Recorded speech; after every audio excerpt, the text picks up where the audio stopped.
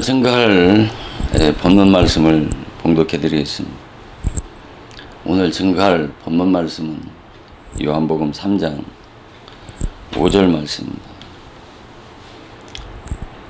예수께서 대답하시되 진실로 진실로 내게 이르노니 사람이 물과 성령으로 나지 아니하면 하나님의 나라에 들어갈 수 없느니라. 아멘.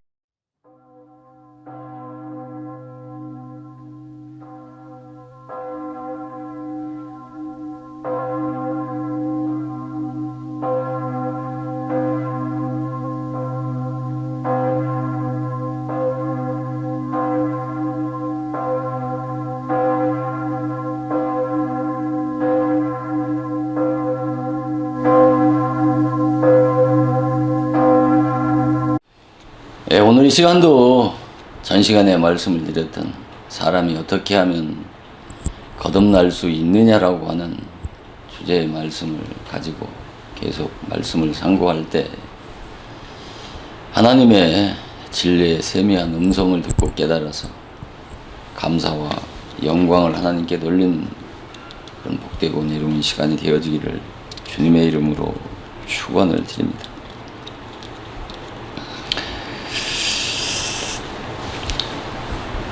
이 예레미야 5장 1절 말씀을 보면 너희는 예루살렘 거리로 빨리 왕래하며 그 넓은 거리에서 찾아보고 알라. 너희가 만일 공의를 행하며 진리를 구하는 자 한 사람이라도 찾으면 진리를 구하는 자 한 사람이라도 찾으면 내가 이 성을 사하리라.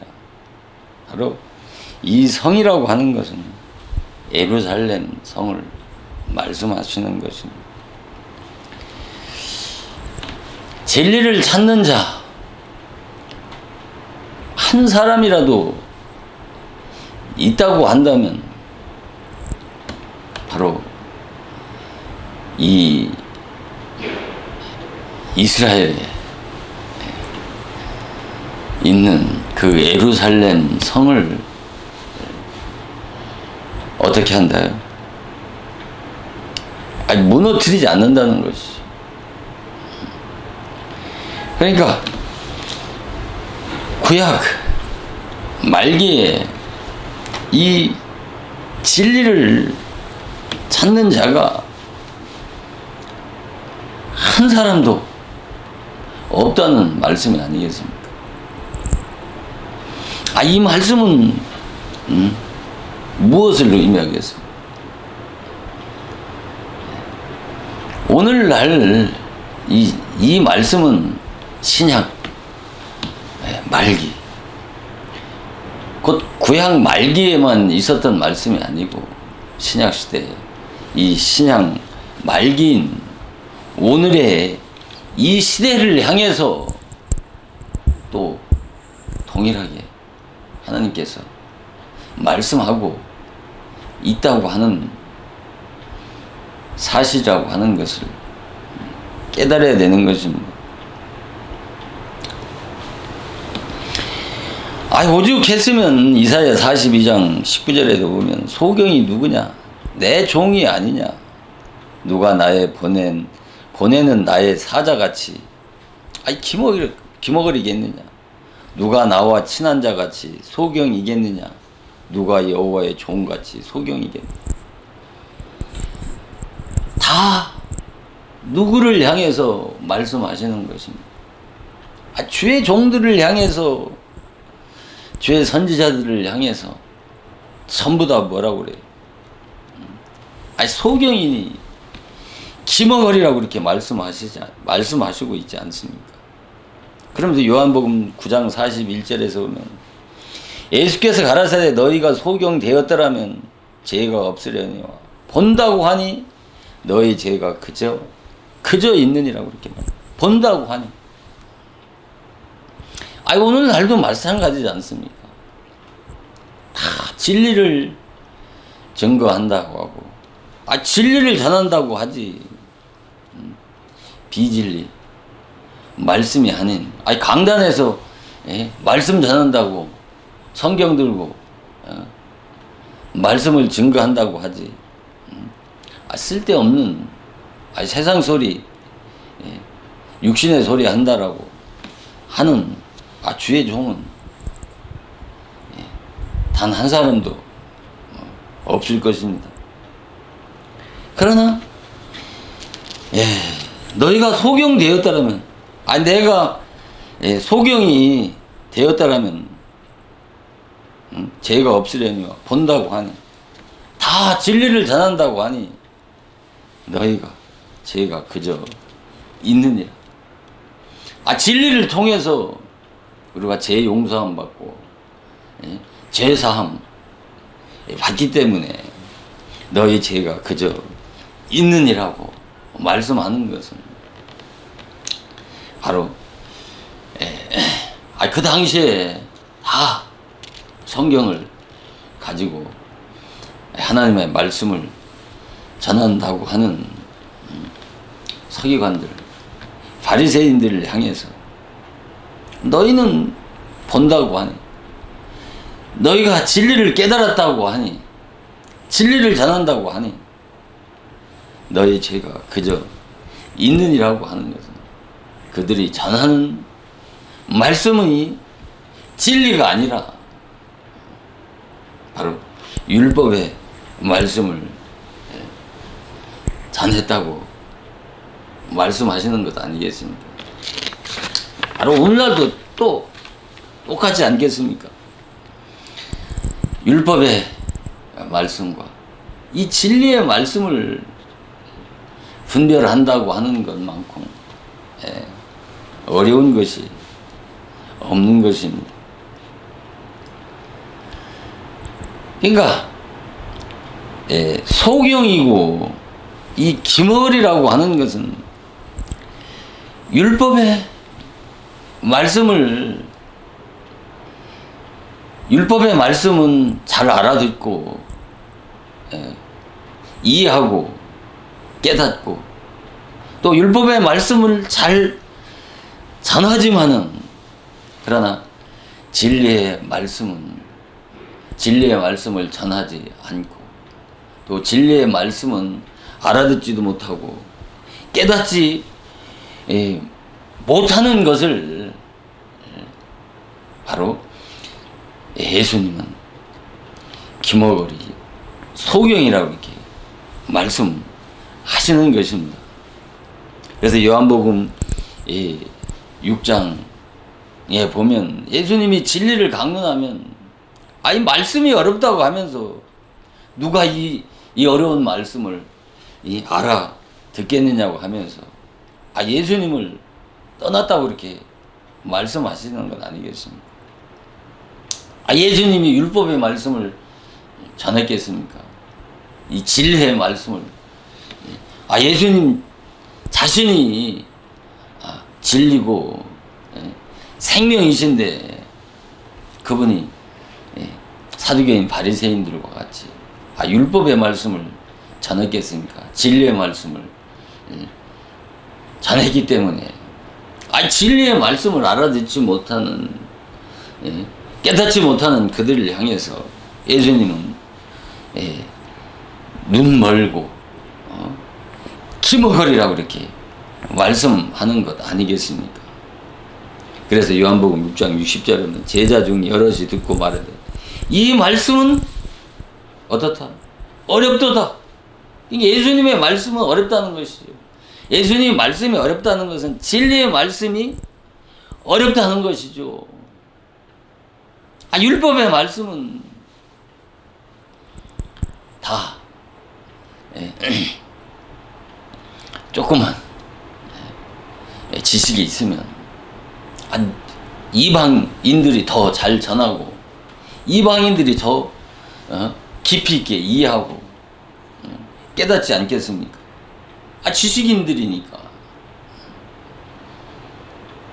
그러나 지식인들이라고 해도 지식인들은 이 율법의 이 진리의 말씀은 알아들을 수가 없는 것입니다. 왜? 하나님의 나라의 말씀이고 하나님의 나라의 음성이 하나님의 나라의 말씀이기 때문에 성령이 계시해 주시지 않으면, 열어보여 주시지 않으면 알 수 없는 내적이고 영적인 말씀이기 때문에 세상이 아무리 매우 많이 배운 박사라고 해도 자기 전문 분야의 그 지식을 잘 전할지 몰라도 이 성경을 가지고 설교해보라고 해보세요. 단 한마디도 내적이고 영적인 소리를 할 수 없지요. 그래서 요한복음 6장 61절에 예수께서 스스로 제자들이 이 말씀에 대하여 수근거리는 줄 아시고 가라사대 이 말이 너희가 걸림이느냐고 그렇게 말씀하시면서 요한복음 6장 66절에 이러므로 제자 중에 많이 물러가고 다시 그와 함께 다니지 아니하더라. 그러니까 말씀이 어려워서 많은 제자들이, 예수님을 따르던 많은 제자들이 예수님을 떠났다고 그렇게 말씀하고 계시지 않습니까? 그래서 요한복음 6장 67절에는 예수께서 12 제자들에게 이르시되 너희도 가려느냐. 그러니까 요한복음 6장 68절에 시몬 베드로가 대답하여 주여 영생의 말씀이 계심에 우리가 네게 가보리까. 그러니까 이 영생의 말씀이 뭐예요? 이 진리의 말씀인 것입니다. 율법의 말씀은 잘 알아들으면서 이 진리의 말씀을 알아듣지 못하는 자들을 향해서 뭐라? 소경이고 기모글이라고 이렇게 말씀하는 것이고, 이들이 예수님이 말씀하시는 이 내적이고 영적인 심오한 영적 진리를 전하면 도대체 무슨 소리 하는지 알아듣기 어렵다고 하면서 예수님을 떠났다고 말씀하시는 것을 보더라도 이 율법의 말씀과 진리의 말씀을 분별한다는 것은 쉽지 않기 때문에 사도 바울은 진리의 말씀을 분별해서 부끄럽지 않은 일꾼 되기를 위해서 힘쓰라고 이렇게 말씀하시는 것 아니겠습니까? 이 율법의 말씀과 진리의 말씀을 분별한다고 하는 것은 배워서 되는 것이 아니라 내가 율법 신앙 아래서 바로 복음 신앙으로 이 신앙의 전환을 이루었을 때 비로소 그때서 내가 진리를 깨닫게 되면, 진리를 깨닫기 전에 내가 듣고 전하던 그 말씀이 바로 율법의 말씀이고 바로 성령이 계시해 주셔서 거듭난 이후에 성령께서 깨닫게 해주시는, 성령께서 계시해 주시는 이 말씀이 생명의 진리라고 하는 것을, 영생의 진리라고 하는 것을 참으로 깨달을 수가 있는 것입니다. 그래서 예수님께서 요한복음 8장 30절 이하를 보면 뭐라고 말씀하십니까? 내 말에 거하는 자는 뭐라? 참 제자가 되어진다고 이렇게 말씀하셨어요. 내 말에 거하는 참 제자가 되어진다고 말씀하시면서 그 이후에 뭐라고 하십니까? 진리를 알지니 진리가 너희를 자유케 한다고 이렇게 말씀하는 것 아니겠습니까? 그러니까 말씀이 진리라는 것이죠. 그러니까 예수를 믿는다고 하는 것은 로고스 되시는 말씀을 믿는 것입니다.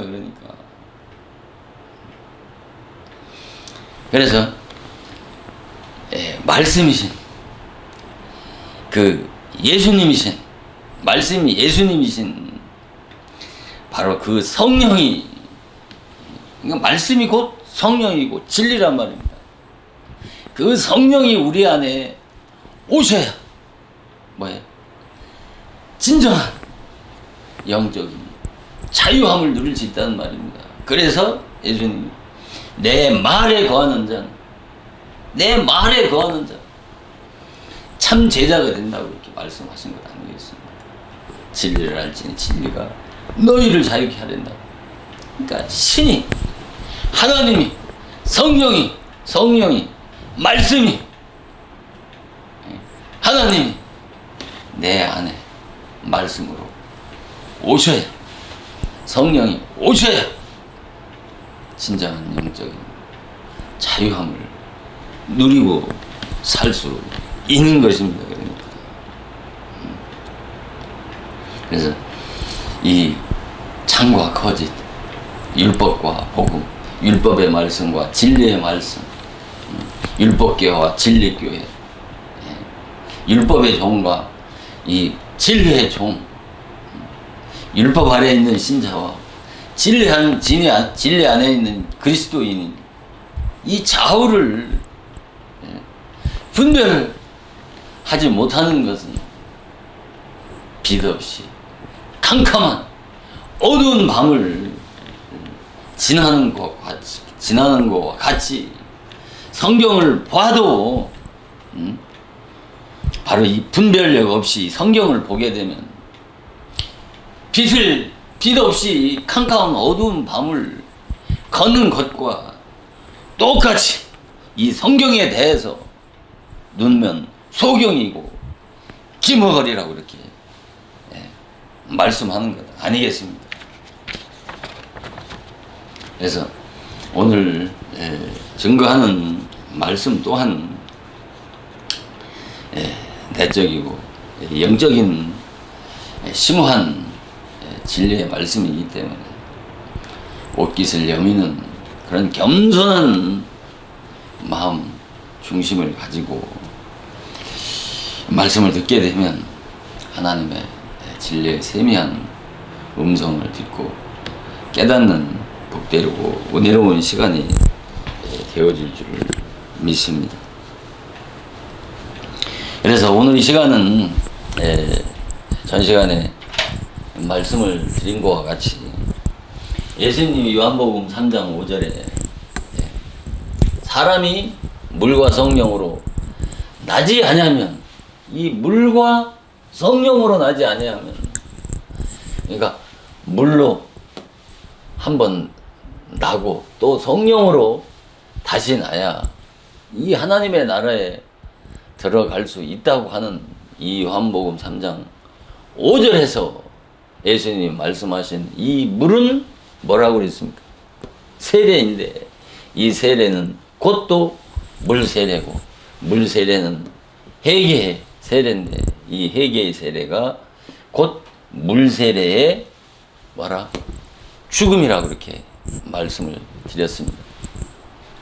그래서 전 시간에 죽음에 대한 말씀을 드렸고, 오늘 이 시간은 그러면 어떻게 하면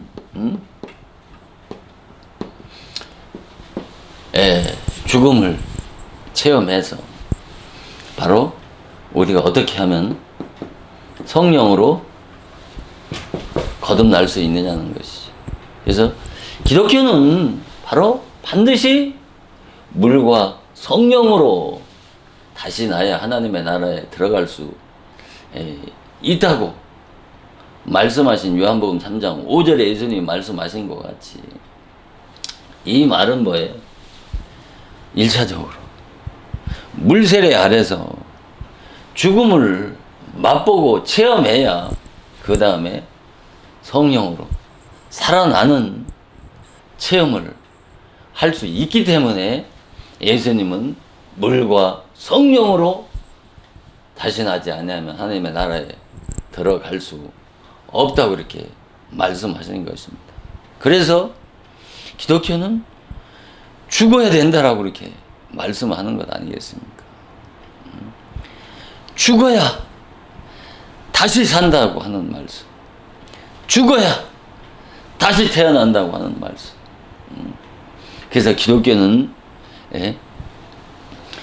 죽음의 종교라고 할 만큼 이 죽음, 빼놓고는 기독교의 구원론을, 중생론을 논할 수 없고, 기독교의 구원경륜 섭리의 그 심오한 뜻을 알 수가 없는 것입니다. 그래서 반드시 이 물세례 아래서, 아니 율법을 통해서 정죄받고, 정죄받은 자가 죄를 깨닫고 회개를 해야 그 다음에 내가 하나님 앞에 심판받아 멸망할 죄인이라고 하는 것을 깨달아야, 깨달은 자에게 뭐를 줘요? 이 성령을 보내어 주셔서 거듭나서 하나님의 자녀가 되어야 어딜 들어갈 수 있다? 하나님의 나라에 들어갈 수 있다, 그렇게 말씀을 하시는 것입니다. 그러면 도대체 어떻게 죽음을 맛보고 체험하느냐는 것이죠. 어떻게 하면 죽을 수 있느냐라고 하는 이 중요한 기독교의 중요한 주제를 잘 이해하고 깨달아야 이 성경의 말씀이 분별이 돼서 기독교의 거짓이 무엇이고 참이 무엇이라고 하는 것을 깨달을 수가 있는 것이란 말입니다. 그러면 어떻게 하면 죽을 수 있고, 또 죽은 자에게 성령을 보내어 주셔서 거듭나서 하나님의 자녀가 돼서 하나님의 나라에 들어갈 수 있느냐라고 하는 문제를 가지고 오늘 말씀을 상고해 보도록 하겠습니다. 자, 여러분, 죄와 싸워야 됩니까? 죄와 싸우지 말아야 됩니까?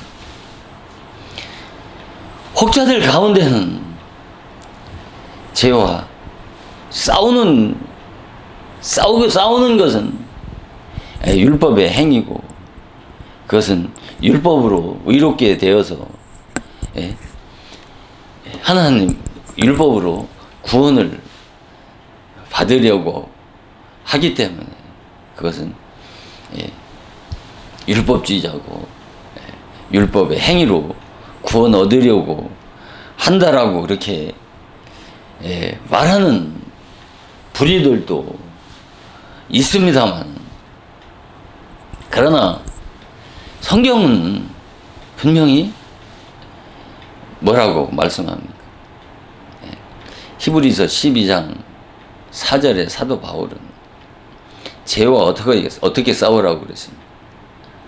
죄와 피 터지게 싸우라고 그렇게 말씀하는 것 아니겠습니까? 왜 죄와 싸워야 되냐면, 가장 중요한 것은 왜 죄와 싸워야 되냐면, 죄와 싸워서 죄를 이겨서 죄를 정복해서 승리자가 돼서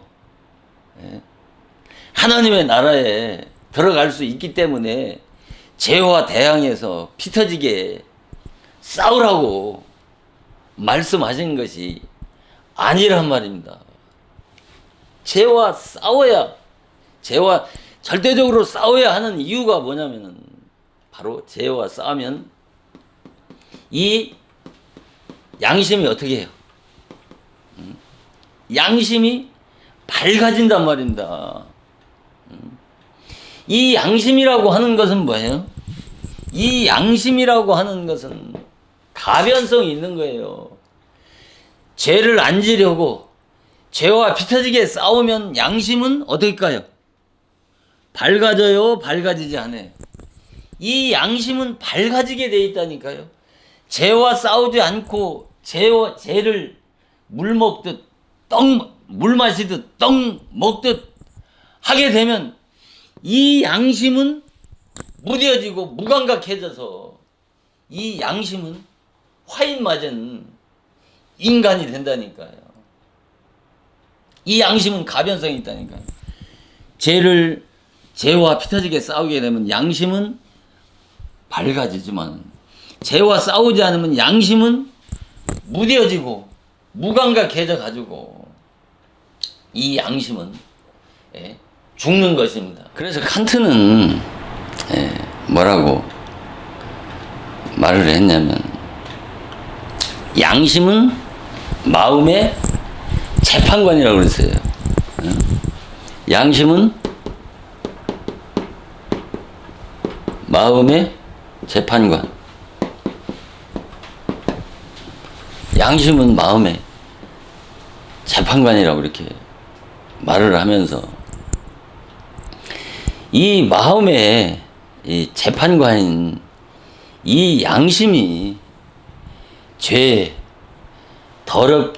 더럽혀지면 이 양심이 죄의 마음이 더럽혀지면 인간은 브레이크 없는 자동차와 같다는 것이죠.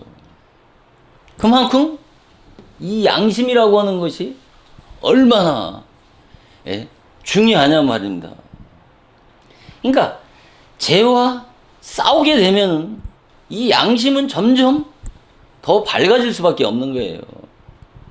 그래서 벵겔은 뭐라고 했냐면 믿음은 고귀한 향유와 같다고 그랬단 말입니다. 그러면서 이 선한 양심은 선한 양심, 이 선한 양심, 이 착한 양심, 이 선한 양심, 이 착한 양심은 이 선한 양심과 이 선한 양심과 이 착한 양심은 유리 그릇에 담은 믿음과 같단 말입니다. 선한 양심이 유리 그릇에 담은 믿음과 같다는 말은 무엇을 의미하겠습니까?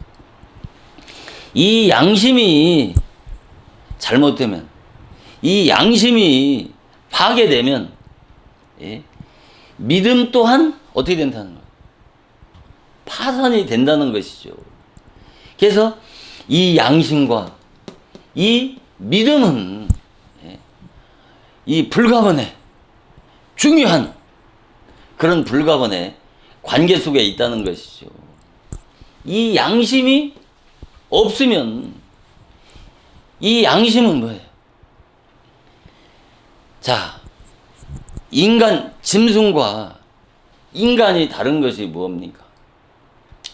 인간이 이 양심이 없다면 뭐가 같아? 짐승과 똑같은 것이죠. 짐승과 다를 게 뭐가 있어요? 이 양심이 없으면. 그래서 인간의 이 본성인 이 이성 속에는 뭐가 새겨져 있어요? 이 양심이 새겨져 있습니다. 이것을 양심법이라고 하는 거예요. 양심법. 양심법이라고 하는 거죠. 이 양심법을 곧 뭐라? 성경은 율법이라고 하는 거예요. 율법. 인간의 본성 속에는 이성이 본성이 이성인데 이 이성 속에는 이 양심이 새겨져 있는데 이 양심을 곧 양심법이라고 하는데 이 양심법을 뭐라? 율법이라고 하는 것입니다. 이 양심 속에 또 뭐가 있어요? 자유, 의지가 있는 것입니다. 그래서 인간은 율법의 기준에서 이 율법의 기준이라는 것은 이 양심을 기준해서 선으로 기울면 뭐예요? 의인이 되는 것이고 이 양심의 기준에서 율법의 기준에서 악으로 기울면 뭐가 되는 거예요? 악인이 되는 것이란 말입니다. 악인이 되는 것이란 말입니다. 인간에게는 이 자유의지가 있단 말입니다. 이 자유의지. 자유의지에 대한 논쟁의 핵심이 뭐냐면은 인간의 구원을 받아들이는 데 있어서 이 자유의지가 어떤 작용을 하는가에 대한 것이 논쟁의 핵심이란 말입니다. 내 이 자유의지로 구원을 받아들일 수 있느냐, 구원을 받아들일 수 없느냐라고 하는 이 논쟁이 기독교 2000년 동안 자유의지에 대한 논쟁이란 말입니다. 싸움이었단 말입니다. 그래서 5세기에 그 누구야 어거스틴과 펠라기우스와의 논쟁이 있었고, 또 16세기에는 루터와 에라스무스의 그런 논쟁이 있었고, 또 개혁교회 이후에 바로 칼빈의 그 절대 예정과 주권을 주장하는 그 칼빈 신학과 인간의 책임을 주장하는 그 웨슬러 신학과 첨예한 그런 대립각을 세우면서 지금까지 논쟁이 계속되고 있는 것 아니겠습니까? 그래서 어거스트는 이 자유의지는 뭐예요? 이 자유의지는 타락하기 전에는 고귀한 선물이었는데 뭐예요? 타락 이후에는 인간의 자유의지는 무가치하게 됐다는 것이죠. 그리고 펠레기우스는 이 자유의지는 타락 이후에도 망가진 것이 아니고 선하게 잘 이용하면 인간은 구원을 받을 수 있다라고 해서 그 당시에 종교의 회의로부터 이단으로 정죄받은 것 아니겠습니까? 그리고 누턴은 자유의지의 무용론을 주장하고, 또 에라스무스는 바로 인간의 구원은 이 선택 의지에 달려 있기 때문에 바로 인간의 그 책임을 주장한 것이 아니겠습니까? 자, 개혁자들은 하나같이 다 뭐예요? 자유의지에 대한 무용론을 주장을 합니다. 그러나 이 정신 그 활동의 그 주체인 그 지정의의 인격, 즉 뭐예요? 이성에는 도덕적 책임을 수반하고 시사 선택할 수 있는 뭐예요? 이 자유의지가 이단 말입니다. 타락으로 자유의지에 대한 무용론을 주장하고, 또 예수 믿으면 자유의지는 죽어 없어졌다고 하는 불의들도 있습니다만, 그러나 자유의지를 부정하는 것은 성경을 부정하는 것과 같이 위험한 발상인 것입니다. 왜냐하면 인간의 구원에서 자유의지에 대한 그 한계성을 깨달아야 되는 것입니다. 자유의지는 죄를 깨닫게 하고 그리스도를 찾는 데까지 어떻게 해요? 절대적으로 필요한 것이란 말입니다. 이를 위해서 양심이라는 것 안에 바로 자유의지를 심어 주셨기 때문에 이 자유의지는 하나님의 고귀한 선물이라고 그렇게 말씀하는 것입니다. 구원받기 전에는 매 순간마다 의지에 대한 자유의지에 의해서 선택하고 행동하도록 이 자유의지가 어떻게 해요? 작동하는 것입니다. 우리의 행동은 인격 안에 있는 그 자유의지에 의해서 우리가 움직이는 것 아니겠습니까? 이 말은 뭐 펠라기우스와 같이 하나님의 은총 없이도 자유의지와 선택으로 구원받을 수 있다는 말이 아니라 거듭났어도 어떻게 해요? 자유의지는 계속 어떻게 해요? 존재하는 것이란 말입니다. 타락으로 인해서 자유의지가 무가치하게 된 것이 아니란 말입니다. 그러니까 거듭나기 전에는 자유의지가 불의의 병기로 쓰임을 받지만 거듭나면 의의 병기로 어떻게 해요? 쓰임을 받는 것이란 말입니다. 우리는 죄와 싸워야 된단 말입니다. 거듭났어도 죄와 싸워야 된다니까요. 거듭났어도. 거듭났으면 죄와 더 피터지게 싸워야 된다니까요. 율법 아래에서 죄와 싸우는 것과 율법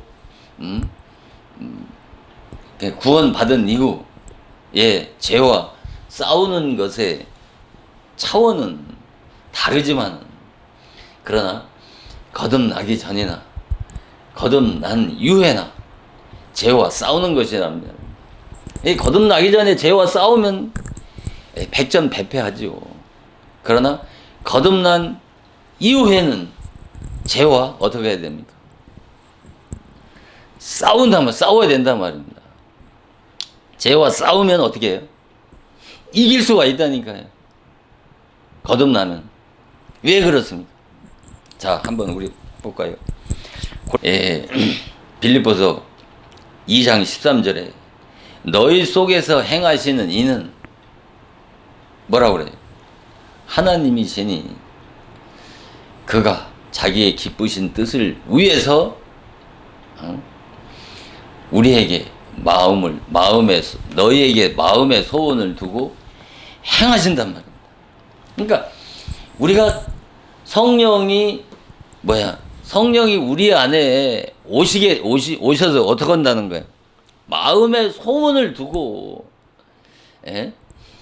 마음의 소원을 두고 그 죄와 싸워서 이기게 하신단 말입니다. 성령이 이기게 도와주시는데 그 죄와 싸워서 백전백패하겠습니까? 승리하는 삶을 살지 않겠습니까? 그래서 자기 기쁘신 뜻을 위해서 너희로 소원을 두고 행하시는 하나님이시니 그러니까 성령이 우리 안에 오시면 바로 선하게 살도록 그 우리의 마음의 소원을 성령이 주셔서 죄와 싸워서 승리하게 하시기 때문에 바로 이 자유의지에 의해서 어떻게 해요? 죄와 싸워서 매일 매 순간 승리의 삶을 살게 하신다는 말씀인 것입니다. 그러니까 그래서 우리가 율법의 요구대로 살아본 자라야 죽을 수 있는 것이란 말이에요. 율법의 요구대로 살아본 자라야 죽을 수 있고 그 죽음을 깨달은 자라야 어떻게 그리스도 안에 있는 바로 생명을 그리스도의 생명을 부어주시는 것이란 말이에요. 그러니까 율법의 요구대로 살아본 자라야 그러니까 이 말은 죄와 싸워본 자라야 죽을 수 있다는 것이죠. 왜 죽을 수 있어요? 율법 아래서 그 죄와 싸워서 백전백승하는 것이 아니라 거듭나지 못한 인간은 죄와 싸우면 싸울수록 죄에 패하고 넘어지기 때문에 결국은 그 죄 때문에 자신이 죽은 줄 깨닫고 죽은 줄 알기 때문에 율법의 요구대로 살아본 자가 죽을 수 있고, 그 죽음을 깨달은 자라야, 내가 어떤 죄인지를 안 자라야, 그 어떤 죄인지를 안 자가 그리스도를 간절히 사모하는 자에게 이 성령을 보내어 주셔서 우리 인간을 구원하시기 때문에 죄와 싸워야 되는 것입니다. 죄와. 우리가 죄와 싸워야 어떻게 해요? 죄가 보인다니까요. 죄와 싸워야 자기 안에 있는 그 무시한 그 죄의 정체를 깨달을 수가 있는 것이란 말입니다. 그래서 이 죄와 싸우게 되면, 금방 말씀드린 것처럼 죄와 싸우게 되는 근본적인 이유가 뭐예요? 이 양심이 밝아진단 말입니다. 죄와 싸우면. 그 양심이 밝아지게 되면 어떻게 할까요? 전에 죄로 인식되지 않았던 죄가 인식이 되고, 죄에 대해서 어떻게 하겠습니까? 민감해질 것 아니겠습니까? 죄에 대해서 민감해지게 되면 어떨까요? 양심은 민감해지고 밝아져서 죄가 잘 보이겠습니까? 안 보이겠습니까? 죄가 잘 보이게 되어질 것 아니겠습니까? 죄가 잘 보이게 되면 정상적인 신앙생활을 하는 자라고 하면은 그 죄에 대항해서 싸우겠습니까? 안 싸우겠습니까? 죄에 대항해서 이겨보려고 죄와 피터지게 싸우지 않겠습니까? 그 죄와 피터지게 싸우게 되면 거듭나지 못한 그 육신에 속한 자는 그 죄에 늘 패하고 넘어지는 자기 자신을 보게 되면 거기서 포기하려고 하겠습니까? 포기하게 되면 어떻게 할까요? 그 사람은 구원에 이를 수가 없는 것입니다. 이런 자가 뭐를 하겠습니까? 금식도 하고 기도도 하고 또 고행도 하고 수도도 하고 또 육체적인 수양, 또 경건 훈련과 같은 온갖 노력을 경주해보지만 노력하면 할수록 어떻게 하겠습니까? 처절한 그 실패를 경험하게 되면 사도 바울과 같이 오라 곤고한 사람이로다. 이 사망의 몸에서 누가 나를 건져 내어줄 수 있느냐라고 그 절망적인 탄식과 울부짖음을 하게 되는 것입니다. 이것은 율법 신앙의 끝자락에서 체험하는 자기 자신에 대한 절망과 좌절이란 말입니다. 이 절망과 좌절이란 말이에요. 이 절망과 좌절, 이것을 성경은 영적인 죽음이란 말입니다. 이것을 지금까지 말씀을 드렸던 물세례의 죽음이라고 말하는 것입니다. 물이 뭐라고 그랬어요? 세례가 물세례고, 물세례가 회개의 세례고, 이 회개의 세례가 물세례의 죽음이란 말입니다. 사도 바울같이, 그러니까 자기 자신에 대한 율법신앙 아래서 죄와 피터지게 싸우되 자기 자신에 대한 이 좌절과 이 절망, 체험한 자, 율법신앙의 끝자락에서 체험하는 이 좌절과 절망을 성경은 영적인 죽음이라고 말하는 것입니다. 이것을 물세례의 죽음이란 말입니다. 그래서 율법에 정죄받아서 죽음을 체험한 자를 성령으로, 복음으로 다시 살리는 것이 기독교의 구원의 순서고 구원의 원리이기 때문에 예수님은 사람이 물과 성령으로 나지 않으면 하나님의 나라에 들어갈 수 있다 없다? 없다고 말씀하시는 것입니다. 이런 관점에서, 이런 진리의 차원에서 보면 기독교의 구원이 쉽다고 말할 수 있습니까? 기독교 구원이 좁고 참으로 협잡한 길이라고 하는 것을 주님이 말씀하신 그 말씀이 맞습니까? 오늘의 지도자들이 얘기하는 기독교의 구원은 믿으면 구원받는다고 하는 그 헛소리를 여러분들은 믿을 겁니까?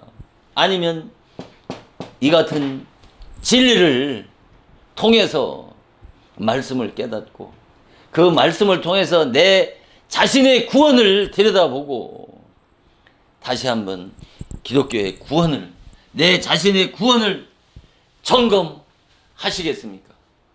안 하시겠습니까? 그러니까 예수님이 주여 주여 하는 자마다 하나님의 나라에 들어갈 것이 아니라 하나님의 뜻대로 행하는 자라야 하늘나라에 들어간다는 말은 이것이 바로 뭐예요? 이게 하나님의 뜻이라니까요. 이 하나님 뜻대로 이렇게 한번 살아보려고 몸부림쳐본 자. 그래서 로마서 2장, 로마서 말씀 7장 그 24절의 체험은 율법의 요구에, 율법신앙의 그 요구의 한계 상황에 달아드는 자가 체험하는 체험이고 바로 울부짖음이란 말입니다. 그래서 이 길은 이 길은 사도 바울만의 체험이 아니라 그리스도 앞으로 부름 받아 나온 자들은 이 길을 사도 바울과 같은 이 길을 체험해야 은혜의 복음 앞으로 나올 수 있는 뭐가 돼요? 준비가 되어진 것이란 말입니다. 예수 앞으로 나올 수 있는 준비가 되어졌다는 말은 구원받을 수 있는 준비가 되어졌단 말입니다. 그래서 율법신앙 아래서 여기까지 사도 바울과 같은 탄식과 울부짖음의 그 영적인 죽음의 자리에까지 성장을 해야 하나님의 나라에, 신령한 하나님의 나라에 그 영생의 복음을 받을 수 있는, 영생의 복음을 받을 수 있는 그때서 시점에 이르렀다라고 말하는 것이란 말입니다. 이래도 기독교의 구원이 쉽다고 헛소리 할 것입니까? 이런 자들을 예수님은 그들을 향해서 뭐라고 합니까? 그런 자들을 싹군이니 거짓 선자라고 말하는 것이란 말입니다. 우리가 루터를 한번 보십시오. 루터가 구원에 이르게 된 그 결정적인 동기가 무엇이었습니까? 그가 구원에 이르게 된 동기가 무엇이었습니까? 바로 자기 안에 내재되어 있는 그 죄와의 싸움에서 늘 패하고 넘어지면서 이 죄를 정복해 보려고 하는 재화에 피 터지는 투쟁과 싸움을 통해서 구원에 이르렀다니까요. 이 말을 잘못 오해하면은 루터는 그 죄와의 싸움에서 죄를 이겨서 구원을 받았고 위대한 개혁자가 되어졌다는 말이 아니란 말입니다. 잘 이해를 해야 된다니까요. 그가 자기 자신 안에 있는 자신과의 그 죄와의 투쟁과 싸움을 통해서 구원에 이르게 됐다는 말은 뭐냐면, 자, 누턴은 어떻습니까?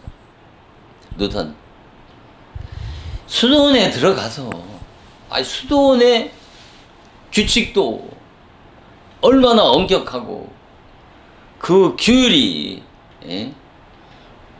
얼마나 엄해합니까? 그럼에도 불구하고 그 수도원에서 요구하는 것보다 몇 갑절 더 고군 분투했단 말입니다. 수도원에서 그 행하는 요구하는 규칙과 규율보다 몇 배 더 고군 분투했단 말입니다. 그리고 가장 중요한 것은 이 루터만 보면 동료 수도사들이 아주 넌더리를 내고 도망했다고 하지 않습니까? 왜 그러냐면 루터는 시도 때도 없이 고해 성사를 요구하기 때문에 이 동료 수도사들이 넌더리를 내고 도망했다고 하지 않습니까? 여기는 중세 가톨릭은 자기의 지은 죄에 대해서 그 사도에게 수사에게 고백하면 죄가 사해진다라고 하는 고백 때문에 루터는 시도 때도 없이 그 고해 성사를 동료 수사에게 요구했던 것이죠. 그리고 루터는 금식을 어떻게 했습니까? 죽음 직전에 이르기까지 금식을 했다라고 하지 않습니까? 그래서 입에서 썩은 냄새가 날 만큼까지 금식했다고 하지 않습니까? 그리고 자기가 그 기도차 체험이라고 하는 체험을 하기 이전에 죄를 지면 어떻게 합니까? 계단을 무릎으로 기어 올라가서 그 무릎을 피로 적시는 자기를 고문하는 그 고행의 삶이 얼마나 처절하게 살았다고 하는 것을 우리는 그의 자서전을 통해서 얼마든지 읽을 수 있지 않습니까? 이것은 무엇을 의미하겠습니까? 그가 수도원에서 무슨 우리가 짓는 그런 육신적인 죄를 저질러서 그 죄를 상쇄해보려고 하는 짓이었습니까? 그런 게 아니잖아요. 자기 안에 올라오는 죄와의 싸움이란 말입니다. 우리가 순간순간 올라오는 그 죄와의 싸움에서 루터는 그 죄에 마음으로 짓는 그 죄를 행위로 짓는 죄라고 생각을 하고 그 죄를 이겨보려고 그 몸부림친 증거가 수도원에서 요구하는 것보다 몇 갑절 고군분투했고 동료 수사자들에게 그 요구하는 그 고해 성사에 대해서 동료 수사들이 넌더리를 낼 정도로 그렇게 고해 성사를 요구하는 것입니다. 그가 얼마만큼 죄와 자기 안에 올라오는 그 죄와 대항해서 얼마나 피터지게 싸웠다고 하는 것을 증명하는 말씀들이 아니겠습니까? 그러니까 사도 바울이 너희가 죄와 대항해서 죄와 피터지게 싸우지 아니했다고 말씀하는 것 아니겠습니까? 그래서 기독교 역사 속에서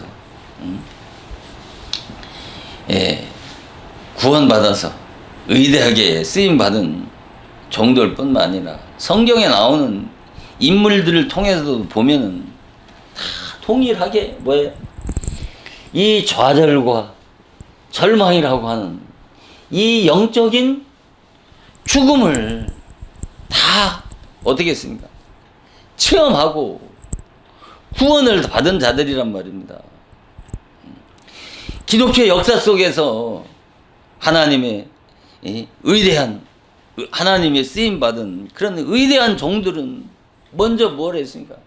이 죄성을 깊이 체험하여 한 다음에 그 다음에 복음으로 거듭나서 하나님의 은혜를 깨닫고 하나님의 그 놀라운 은혜를 깨달았기 때문에 하나님 앞에 위대한 종이 되어서 위대하게 쓰임을 받은 것 아니겠습니까? 그 죄성을 어떻게 깨닫습니까? 죄성을 깨닫고 싶다고 해서 죄성을 깨닫느냐고요. 죄와 피터지게 싸워봐야 된다니까요. 그 죄와 피터지게 싸워본 자라야 어디까지 성장해요? 이 영적인 죽음의 자리까지 이르를 수 있다니까요. 호호라 곤고한 사람이로다 이 사망의 몸에서 누가 나를 구원해 주랴라고 하는 이 절망적인 탄식과 울부짖음은 뭐와 같으냐?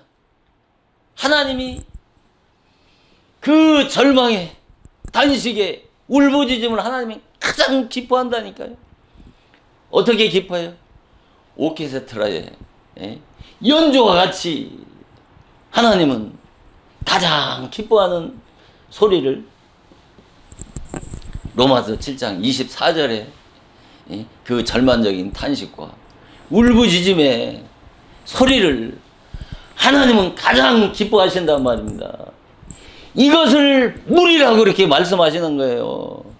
물과 성령으로 거듭나지 않으면 하나님의 나라에 들어갈 수 없다라고 하는 이 물이 물세례의 죽음이고 이 물세례의 죽음이 자기 자신에 대해서 좌절하고 절망한 자가 이것이 영적인 죽음이란 말이에요. 이 영적인 죽음 아래 있는 자를 죽은 자를 성령으로 다시 살리는 것이 기독교의 중생이고 기독교의 거듭남의 비밀이고 기독교의 구원이란 말입니다. 이래도 기독교의 구원이 쉽다라고 헛소리 할 거냐 말입니다. 내가 구원받은 자인지 아닌지 왜 한국 기독교가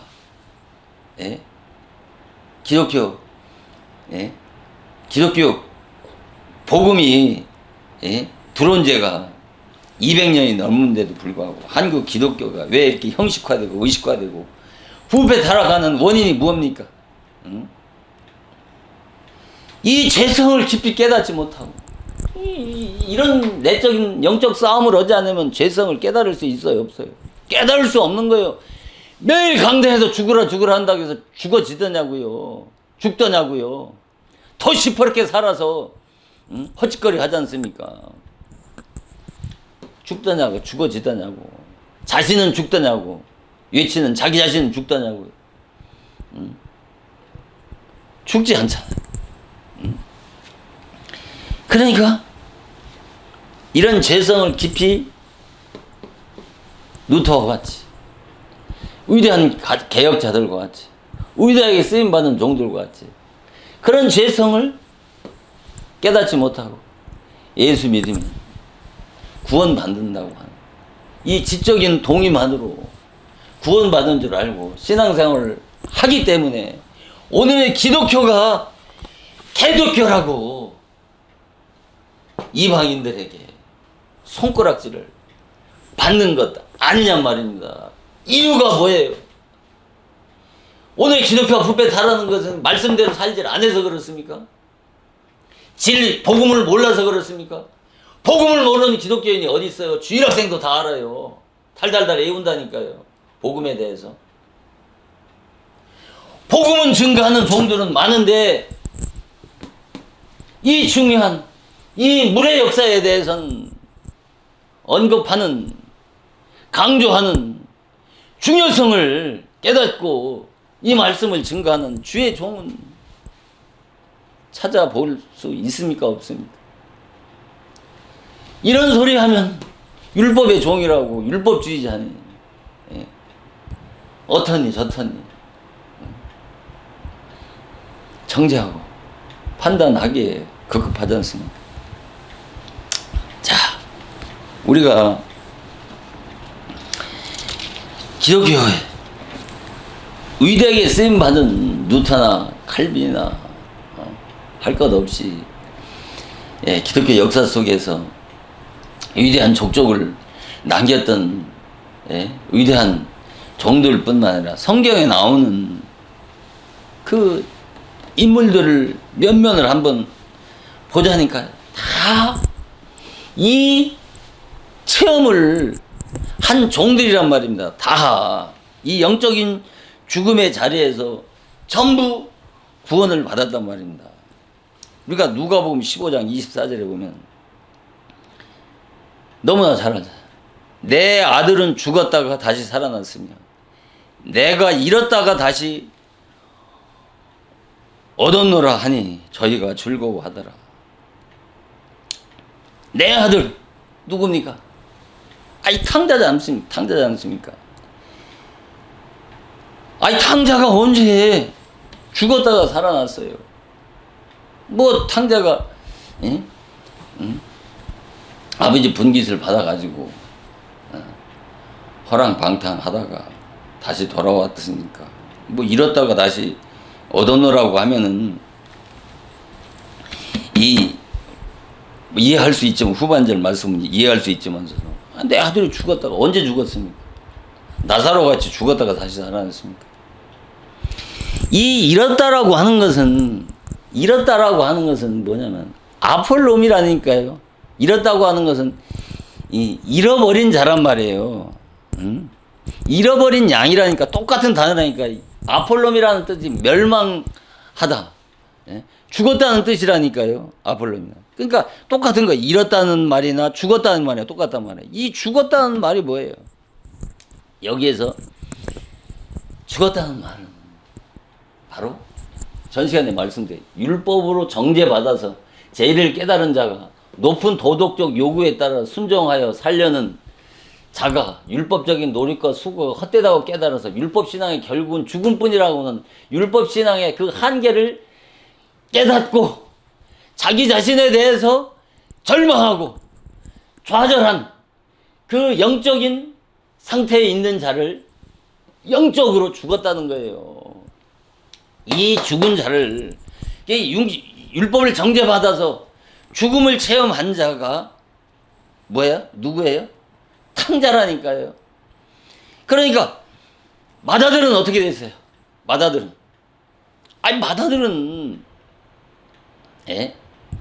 이 같은 영적인 체험 없이 예수 믿으면 지적으로 인정하고 믿으면 구원받는다고 하는 교리적인 지식만 마음에 받아들이고 또 이해하는 것으로 구원받은 줄 아는 그런 자를 뭐라? 마다들이라니까. 이 탕자를 어떻게 다 해석을 합니까? 탕자는 세상에서 방탕하게 살다가 교회에 나와서 구원받았다고 하는 거예요. 그런 게 아니라 탕자는 교회에 나온 자 가운데 교회에 부름받아 하나님의 예정과 선택에 의해서 교회에 나왔단 말입니다. 교회에 나와서 율법의 요구대로 철저하게 순종하려고 애쓰고 힘쓰다가 어떻게 해요? 그 율법을 통해서 죽음을 체험하고 그 죽음을 맛본 자를 탕자라고 하는 거라니까. 교회 안에 들어와서 율법의 요구대로 살아보려고 몸부림친 자라니까요. 몸부림 쳐본 자라니까요. 죄와 비틀지게 싸워본 자라니까요. 그것을 이 탕자라고 하는 거예요. 자, 탕자라고 하는 것은, 자, 율법의 기준에서 보면 어떻게 해요? 칭찬을, 하나님의 칭찬받을 자는 누구예요? 아니, 당연히 맏아들이죠. 예? 쳐 죽일 죄인은 누구예요? 아니, 당연히 탕자지요. 그러나 복음사적으로 보면은 구원받을 자는 누구예요? 아, 탕자지요. 복음사적으로 보면. 버림받을 자는 누구예요? 맏아들이란 말입니다. 왜? 탕자는 자기의 분깃을 받아가지고 어디 먼 나라를 떠나서 허랑방탕하다가 어때? 죄지가 먹는 주연 열매조차 먹을 것이 없으니까 그때서 비로소 어떻게 해요? 아버지 집을 바라보잖아요. 주연 열매를 먹을 것이 없지 죽을 지경이 되니까 어떻게 해요? 예? 어떻게 뭐라고 그래요? 허랑방탕해서 돼지가 먹는 주연 열매도 먹을 것이 없어 줄여 죽을 지경이 되니까 줄여 죽겠구나라고 그러잖아요. 여기까지 율법 아래서 여기까지 이르러 봐야 된다니까요. 이 탕자의 영적 상태까지 이르러 본 자가 뭐예요? 지금까지 말씀을 드렸던 바로 자기 안에 있는 죄와의 그 피터지는 싸움을 통해서 자기 자신에 대해서 뭐를 어떻게 절망을 해요? 여기 사도 바울과 같이 자기 자신에 대해서 좌절하고 절망을 체험한 그 상태를 죄지가 먹을 것이 없어 줄여 죽을 지경이 되었다고 이렇게 말씀하는 거예요. 이것을 마태복음 15장 24절에서는 내 아들이 죽었다고 이렇게 말씀하는 것이고 잃었다가 다시 얻어놓으라고 이렇게 말씀하시는 것이란 말입니다. 여기까지 이르러야 어떻게 해요? 이때서 구원을 받을 수 있는 영생의 나라에 들어갈 수 있는 그 시점, 거기에 다다른 거예요. 지금 그 구원의 시점을 말씀하시는 것이란 말입니다. 구원 받은 결과를 얘기하는 것이 아니라, 그러니까 지금 이 탕자에 대한 얘기도 이 복음에 대한 얘기는 거의 없잖아요. 탕자가 버림받은 탕자의 그 방탕하고 죄 짓는 얘기만 말씀하잖아요. 그것은 뭐예요? 자기가 왜 죄 짓는 얘기를 하냐면 자기가 죄와 싸워와서 그 죄에 늘 패하고 넘어져서 늘 좌절과 절망을 하는 이 자를 어떻게 해요? 율법은 어떻게 해요? 정죄하고 심판하기 때문에 죄인의 모습으로만 다 드러나는 거 아니에요. 이것이 자기가 이 죄와 비터지게 싸웠을 때 싸움을 하게 되면은 이런 죄인으로 이 쓸모없는 악하고 더럽고 추악한 일말의 의라고 하는 건 하나도 없는 죄인이라고 자꾸 드러나는 거란 말입니다. 이것을 율법 신앙 아래서 자기 자신이 드러나는 적나라하게 벌거벗은 수치가 드러나는 영적인 자기 자신에 대한 모습이라니까요. 벌거벗었다는 게 뭐예요? 죄가 드러나면은 죄인은 어떻게 해요? 영적으로 보면은 벌거벗은 거는 와가지고 죄 짓는 그 자체가 벌거벗은 먹고 벌거벗어서 벌거벗은 몸을 들고 사거리로 나가는 자와 똑같은 거예요. 죄 짓는 거는. 그러니까 이 이제 누구야? 당자가 들어와서 뭐라고 합니까? 하나님 앞에 아버지 앞에 돌아와서 자기를 아들로 봐달라고 해요. 품권의 하나로 봐달라고 그래요. 아들로 보는 걸 감당치 못하겠으니까 자기는 품권의 하나로 봐달라는 것이죠. 아니, 종으로 봐달라는 거예요. 종으로. 예? 아들이 종의 자리까지 내려간 거 아니에요. 자기를 아들로 여겨주지 마시고 종으로 여겨달라는 것이요. 아니, 여기까지 내려가 봐야 된다니까요. 여기에 나라고 하는 내 마음대로라고 하는 내가 있습니까? 여기에 자존심이나 체면이 있습니까? 응? 여기에 율법의 기준에서 보면 쳐 죽일 죄인 외에 여기에 탕자가 자랑할 것이 무엇이 있습니까? 구원에 이르게 하는 이 좌절과 이 절망의 끝자락에서는 인간의 자존심이니 체면, 죽음 앞에서는 이 자존심이나 체면은 뭐예요? 아주 사치스러운 것이라니까요. 예. 오늘의 기독교인들이 서로 이 자존심 가지고 물고 찢고 싸우지 않습니까? 그것들이 다 죽어야 되는 거예요. 자존심 체면이라고 하는 것은 눈 씻고 찾아볼 수 없을 만큼 그 단계까지 내려가야 기독교의 구원을 받을 수 있다니까요. 그래서 자기 자신에 대해서 죄 때문에 좌절하고 절망을 해버야 된단 말이에요. 이것을 뭐라고 그래요? 영적인 죽음이라고 하는 거예요. 그래서 사도 바울이 로마 7장 9절에 전에 법을 깨닫지 못할 때는, 율법을 모를 때는 내가 살았더니 계명의 이름에 죄는 살아나고, 계명에 이르니까 율법으로 정죄받으니까 죄는 자꾸 살아나서 양심이 밝아지니까 죄가 잘 보일 것 아닙니까? 그러니까 어떻게 두 손 두 발 들고 나는 죽은 자라고 고백을 하는 말씀이 로마 7장 9절의 말씀입니다. 자네 법을 깨닫지 못하던 내가 살은 계명의 이름에 죄는 살아나고 나는 죽었다고 하는 것이 자기 자신에 대해서 좌절하고 절망한 것을 말하는 것입니다. 이것은 뭐예요? 이것을 성경에서 말하는 창세부터 계시록에서 말하는 죽음은 이 죽음을 얘기한단 말입니다. 이 죽음에 이르러 봐야 뭐가 있어요? 성령으로 거듭날 수 있단 말입니다. 그런데 혹자가 얘기하는 건 물은 중요한 것이 아니라 성령만이 중요하다고 얘기하면서 그냥 하나님을 아주 높이 찬양하는 것 같고 하나님을 영광을 돌리는 것 같지 않습니까? 이게 물이 뭐가 중요하냔 말이죠. 물이 중요한 게 아니라 성령만이 중요하다고.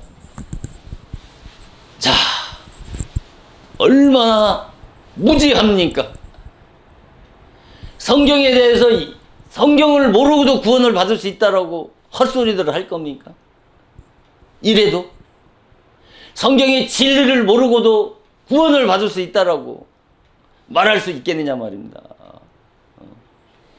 이만큼 진리가 중요하기 때문에 바로 내 말에 거하는 자는, 진리에 거하는 자는, 성령에 거하는 자는, 하나님 안에 있는 자는 참 제자가 되고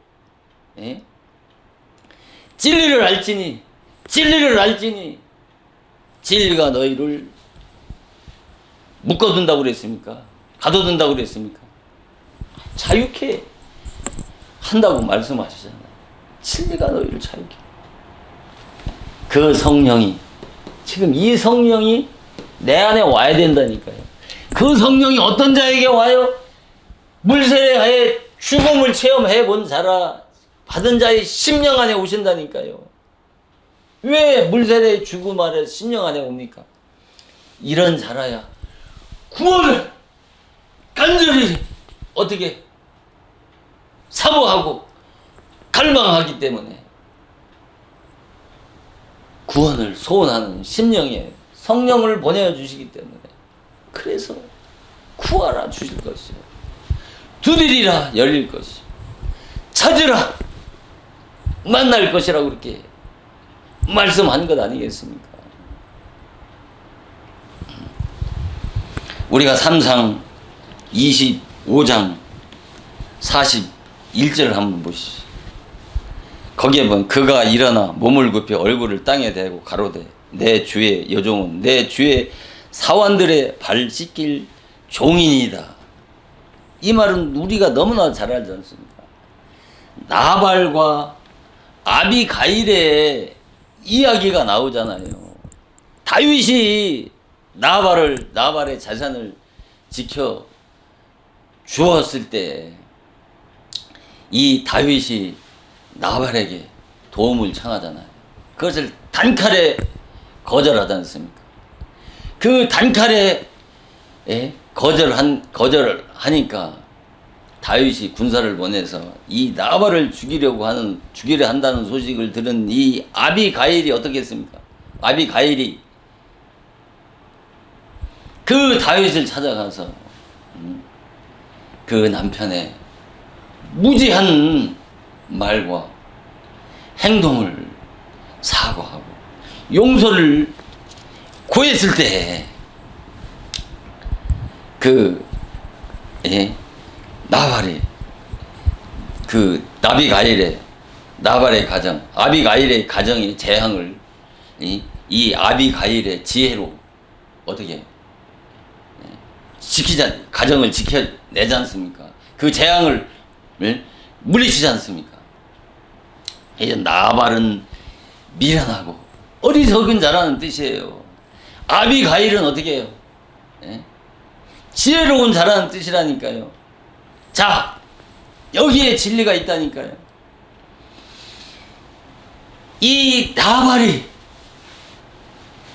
얼마 후에 죽으니까 이 아비가일이 다윗이 아비가일을 아내로 맞이하겠다고 하는 소식을 듣자마자 그가 일어나서 엎드려서 땅에 코를 대지 않습니까? 그 땅에 코를 대는 것은 개구리 뻗듯이 엎드리는 걸 말하는 거예요. 개구리 뻗듯이 엎드린다는 것은 거기에는 나라는 것이 없는 거예요. 나라고 하는 것은 무란 말입니다. 엎드리잖아요. 그러면서 뭐라고 합니까? 얼굴을 땅에 대고 가로되 내 주의 여종은 뭐예요? 주의 사환들의 발을 씻을 종이라고 그러잖아요. 그러니까 아비가일이 다윗의 그 다윗의 사환들의 발을 씻길 종이라고 하는 거예요. 이보다 더 이보다 더 낮을 수는 없잖아요. 더 낮아질 수는 없잖아요. 세상에. 여기 탕자가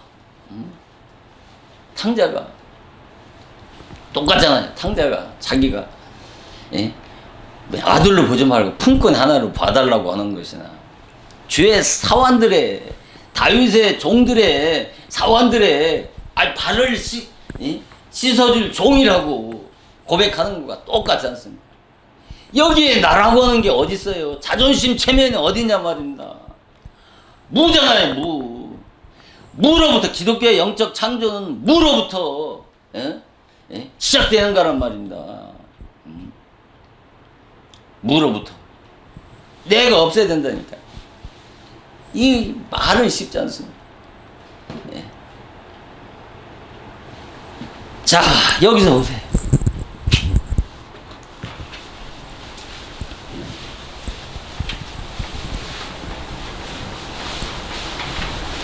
여기에 진리가 있는 거예요.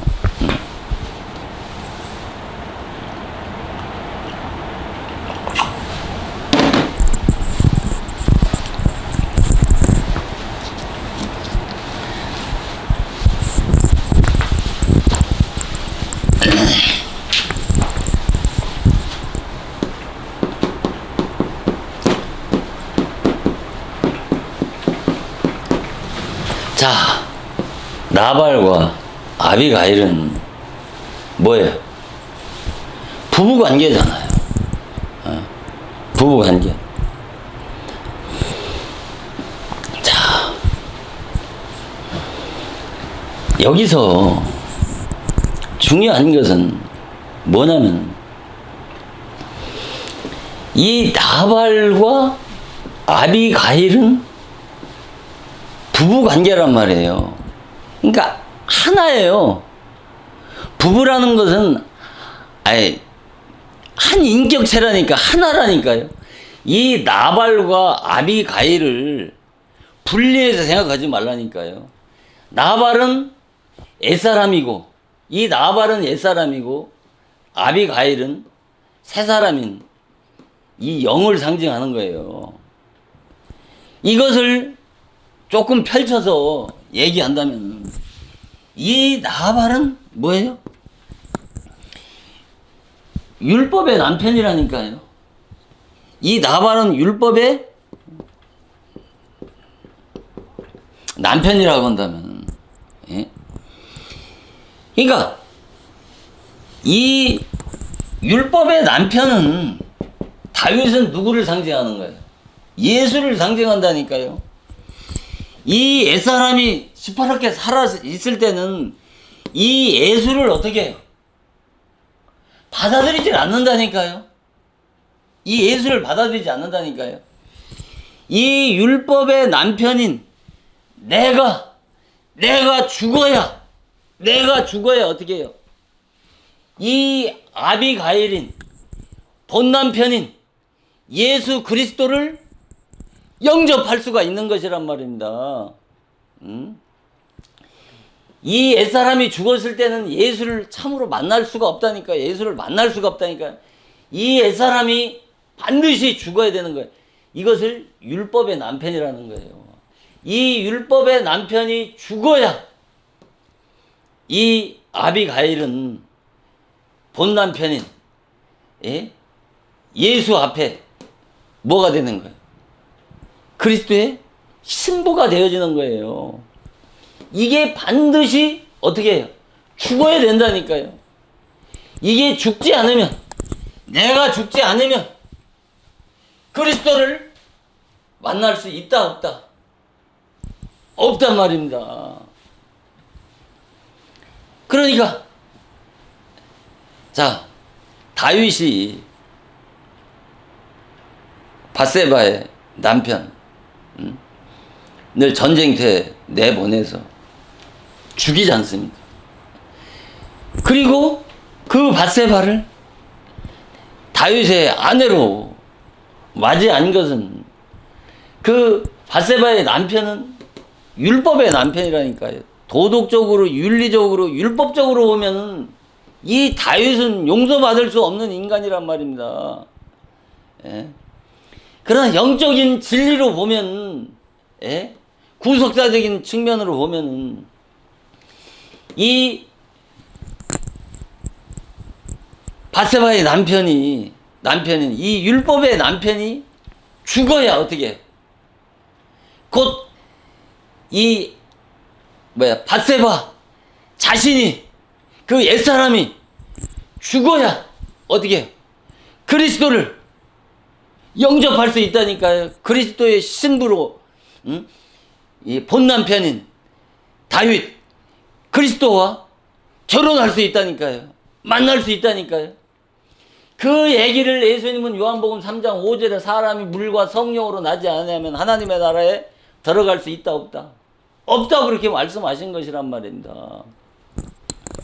우리가 누구야? 예수님이 사마리아 여인에게 어떻게 해요? 네 남편을 불러오라고 그러지 않습니까? 그러니까 사마리아 여인이 뭐라고 해요?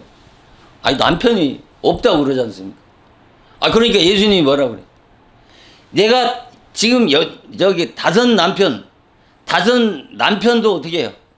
예? 다섯 남편도 내 남편이 아니라고 그러잖아요. 내 남편이 아니었고 지금 현재 있는 남편도 내 남편이 아니라는 말이 옳다 그러다. 옳다라고 그러잖아요. 아니 이것은 어느 불륜 현장에서 예? 주고받는 예? 부정한 대화 같잖아요. 자, 지금 이 사마리아 여인 남편이 몇이 있었어요? 6명 있었잖아요. 이 6명은 뭐예요? 전부 뭐를 상징하나? 율법의 남편을 상징하는 거예요. 율법의 남편. 지금까지 이 교회, 율법교회, 율법의 남편인 이 교회, 저 교회를 쫓아다니면서 거기서 진리를 찾아보려고 이 교회, 저 교회를 쫓아다녀봤지만은 거기서 예수를 만나지 못했잖아. 예? 본 남편은 예수를 못 만났잖아. 그러니까 이것이 남편이 없다고 그러잖아요. 이 남편이 없다는 말은 뭐예요? 율법의 남편으로는 나를 만족해주지 못한다는 거죠.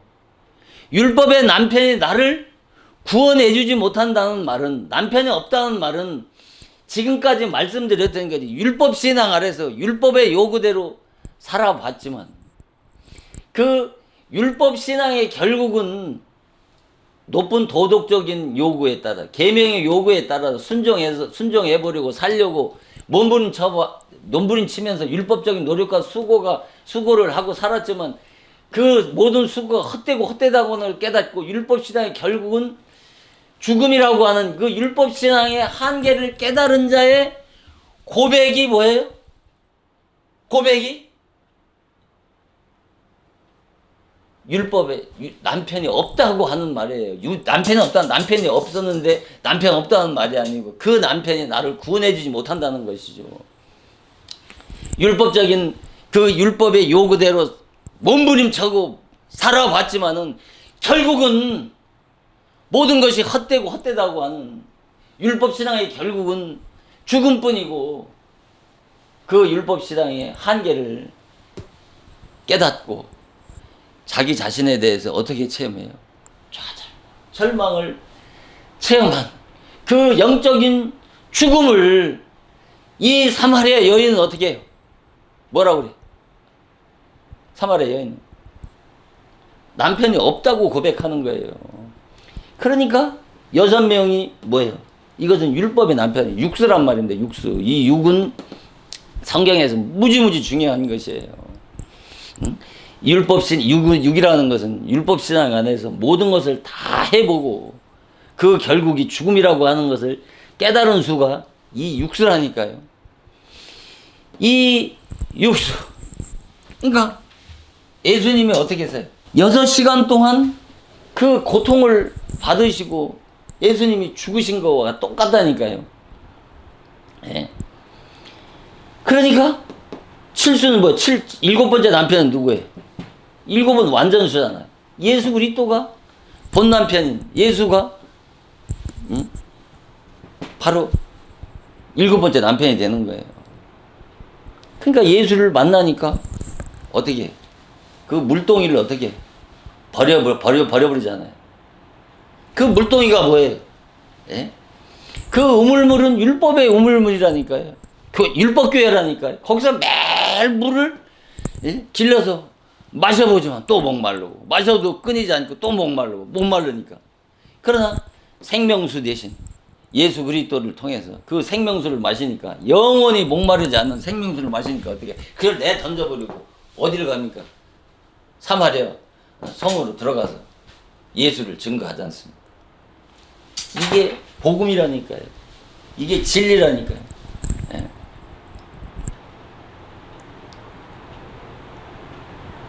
이것은 이론과 지식으로 되는 것이 아니라 체험을 통해서 가능한 것이란 말입니다. 그래서 로마서 7장 2절에 남편 있는 여인이 그 남편 생전에는 법으로 그에게 매인 바 되나니 만일 그 남편이 죽으면 남편의 법에서 벗어났느니라. 그러므로 만일 그 남편 생전에는 다른 남자에 가면 음부라 이르되 남편이 죽으면 그 법에서 자유케 되나니 다른 남자에게 갈지라도 음부가 되지 아니하리라. 남편이 있는 여인이 뭐예요? 남편이 있는 여인은, 여기서 남편이 있는 여인은 바로 율법의 남편과 율법의 남편 아래에 있는 거예요. 율법의 종 밑에서 율법의 말씀을 듣고 신앙생활하는 여자를 남편 있는 여인이라고 하는 거예요. 이 율법의 남편 있는 여인, 이 율법의 남편이라고 하죠. 이 율법의 남편 밑에 있을 때는 그 남편 생전에, 남편이 죽기 전에는 법으로 그에게 매인바, 율법으로 다 종로로 타는 거예요. 그 율법의 남편 밑에서, 예?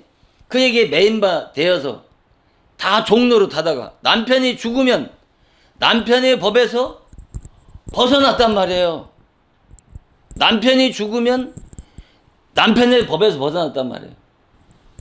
자, 남편이 죽는 게 율법의 남편이 죽는 게 아니고 율법은 없어지는 게 세상 끝날까지 존재한단 말이야.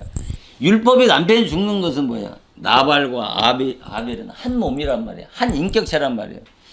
이 옛사람 내가 죽는 거라니까. 내가 죽어야 반드시 본 남편인 예수 그리스도를 만날 수 있다니까요. 예수 그리스도에게 시집갈 수 있다니까요. 그러니까 결국은 누가 죽는 거예요? 남편이 죽으면 남편의 법에서 벗어났다. 이제 벗어났단 말이에요. 벗어난다니까요. 남편이 죽어야 된다니까요. 그러면 벗어난다는 게 뭐예요? 자, 율법의 남편이 버릴까요? 버리지 않을까요?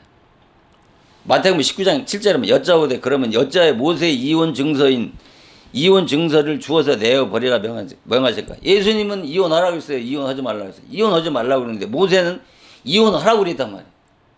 이혼 증서를 줘서 어떻게 해요? 내어 버리라고 그랬단 말이에요. 이혼 증서가 뭐예요? 이게 죽음이라니까요. 이혼 증서가 죽어야 율법의 남편은 버리는 거예요. 이혼이 성립되려면 남편이나 여자 가운데 유책 사유가 있어야 되잖아요. 아니, 아내가 남편에게 잘하는데 남편이 버립니까?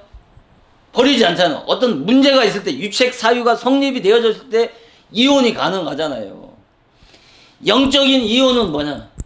율법의 남편 앞에서 허물과 죄가 다 드러나야 돼요. 그 허물과 죄가 어떻게 드러나요? 내가 율법의 요구대로 살아보려고 몸부림치는 자는 어떻게 해요? 노력하면 할수록 허물과 죄가 드러나요? 안 드러나요? 죄가 드러나죠. 그러니까 율법의 남편이 어떻게 해요? 버리겠어요? 안 버리겠어요? 버린다니까요. 그 증서가 이혼 증서가 죽음이라니까요. 죽었을 때 그 남편의 그 이혼 증서를 가지고 어디에 가는 거예요? 본 남편에게 간다니까요. 그 이혼 증서가 있어야 어떻게 본 남편이 받아주는 거예요. 이혼 증서가 없으면 어떻게 해요? 본 남편이 받아주질 않는다니까요. 그러니까 자 7장 3절에 로마 7장 3절에 그러므로 만일 그 남편 생전에 다른 남자에 가면 뭐예요? 음부란 말이에요.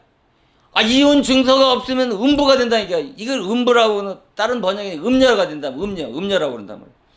남편이 죽으면 그 법에서 자유케 되나니 다른 남자에 갈지라도 음부가 되잖아요.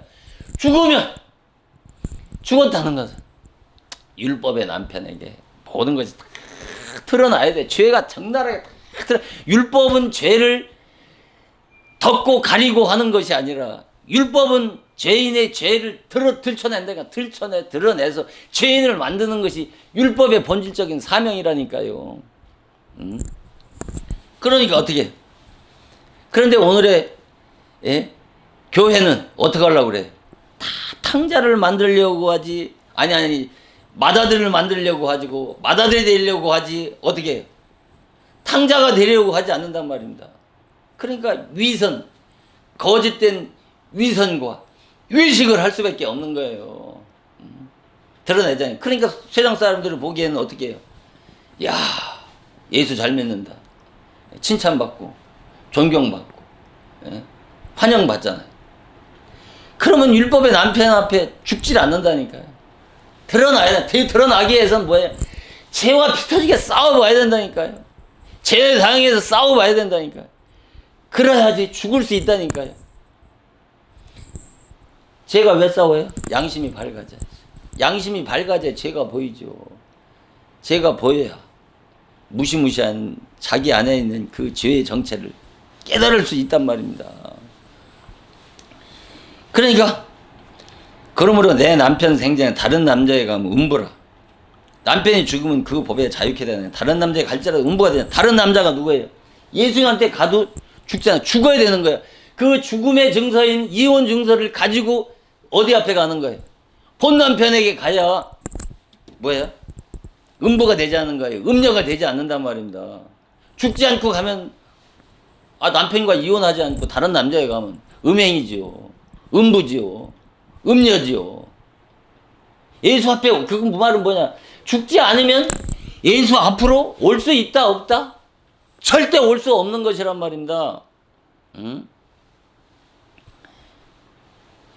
그러니까 반드시 죽어야 산다라고 하는 이 기독교의 영원 불변의 진리가 지금까지 말씀을 드렸던 그와 같이 이 같은 무궁무진한 진리가 감춰져 있음에도 불구하고 이 같은 내적이고 영적인 소리를 들려주는 주의 종을 통해서 이런 진리를 깨달아야 되는데 깨닫지 못하고 신앙생활 하다 보니까 오늘의 교회가 부패하고 타락하고 형식화 되어질 수밖에 없고, 이 기독교가, 생명의 종교라는 기독교가 이 도덕적이고 윤리적인 수준에도 미치지 못할 뿐만 아니라 세상 사람의 수준도 못한 것이 오늘의 기독교인들의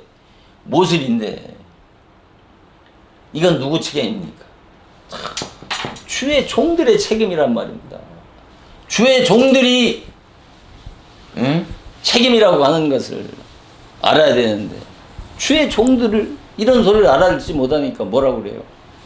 예수님은 눈 멀고 기먹은 벙어리라고 말씀을 하고 있는 것 아니겠습니까? 그래서 시편 27장 10절에 보면 내 부모는 나를 버렸으나 여호와는 나를 영접하리로다.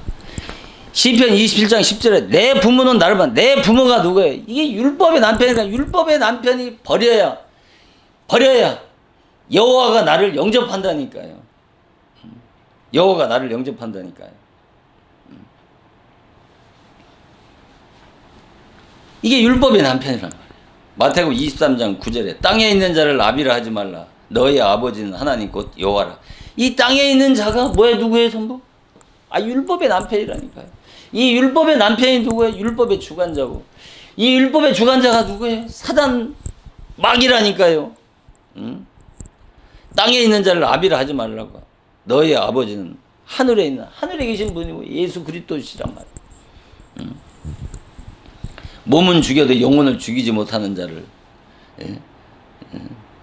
몸은 죽여도 영혼을 죽이지 못하는 자를 두려워하지 말고 오직 몸과 영혼을 죽이는 자를 멸하라고 이렇게 말씀하시지 않습니까?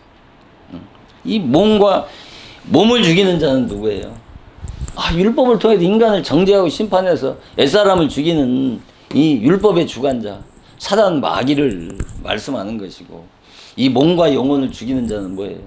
예수님 몸과 영혼을 죽이는 자라는 게 아니고, 예수를 만나지 못하면 몸과 영혼이 멸망받아서 지옥으로 들어간다는 말씀을, 몸과 영혼을 죽이는 자라고 이렇게 말씀을 하는 것이고, 한 말씀만 더 보게 되면 창세기 보세요.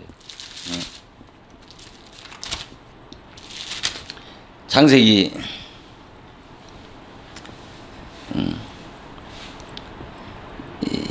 2장 24절에 이러므로 남자가 부모를 떠나서 그 아내와 연합하여 둘이 한 몸을 이룰지니라고 이렇게 말씀하셨잖아요. 남자가 부모를 떠나서 그 아내와 연합하여 둘이 한 몸을 이룰지라는, 남자가 부모를 떠난다라고 하는 것은, 부모라고 하는 것은 왜 부모라고 그러냐면, 여기서 말하는 부모는 율법의 남편이란 말이에요. 이 말씀을 그 결혼식 주례 말씀이나 또 이 부부 세미나 할 때 많이 이용하는 말씀이잖아요. 그런 도덕적이고 윤리적이고 교훈적인 그런 율법적인 말씀이 아니라 이게 복음이고 진리라니까요. 반드시 부모를 떠나서 어떻게 해요? 떠나서 아내와 연합하라고, 둘이 한 몸을 이루라고 하는 말은, 이 말은 반드시 율법의 남편을 떠나서, 율법의 주관자를 떠나, 율법의 남편 앞에서 죽어야 그리스도를 만나서 한 몸을 이룬단 말이에요. 그것을 설명하는 거예요. 영적인 결합, 영적인 결혼을 지금 말씀하는 것이지 육적인 결혼을 말씀하는 것이 아니란 말입니다. 그래서 오늘 좀 시간이 좀 갔습니다만은, 오늘 말씀을 잘, 오늘 말씀뿐만 아니라 지금까지 이 요한복음 3장 5절을 한 5시간에 걸쳐서 말씀드린 그 5편의 그 설교를 잘 또 듣고 새기게 되면 성경 전체가 어우러져서 성경의 그 핵심이 되는 진리가 함축되어져 있는 아주 중요한 말씀들이기 때문에 또 듣고 또 듣게 되면 성경이 깨달아지는 그 영적인 눈이 열 줄을 확신을 합니다. 오늘은 여기까지 말씀을 마치도록 하겠습니다. 기도하시고 말씀을 마치도록 하겠습니다. 기도하시겠습니다. 물과 성령으로 거듭나야 하나님의 나라에 들어갈 수 있다고 말씀하신 이 말씀은